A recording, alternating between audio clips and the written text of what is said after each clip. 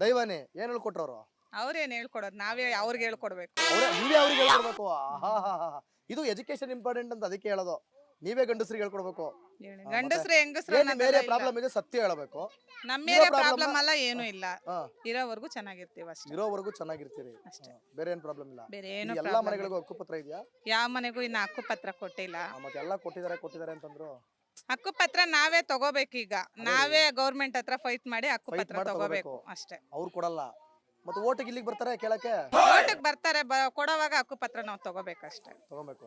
ಕೊಡ್ತಾರಾ ಇಲ್ಲ ಈಗಲೇ ಎಲ್ಲ ಈ ಕೊಡ್ತಾರೆ. ಒಂದು ಜನರೇಷನ್ ನಮ್ಮ ಬದುಕಿದಂಗೆ ಕೊಡ್ತಾರಾ ಇಲ್ಲ ಎಮ್ ಎಲ್ ಎ ಮುಂದಿನ ಸಾಹೇಬ್ರು ರಾಮ್ಲಿಂಗ್ ರೆಡ್ಡಿ ಇರೋವರೆಗೂ ನಮ್ಗೇನು ಕೊರತೆ ಇಲ್ಲ. ಕೊಡ್ತಾ ಇಲ್ಲ. ಅವ್ರು ಇದ್ದಾರೆ, ಎಲ್ಲ ನೋಡ್ಕೋತಾರೆ. ಅವ್ರ ಜೊತೆಗೆ ನಮ್ಮ ಜಿಡಿ ಮರ ಅಧ್ಯಕ್ಷರು ಆರ್ ಕೆ ಕುಪ್ಪಣ್ಣ ಅವ್ರಿದ್ದಾರೆ.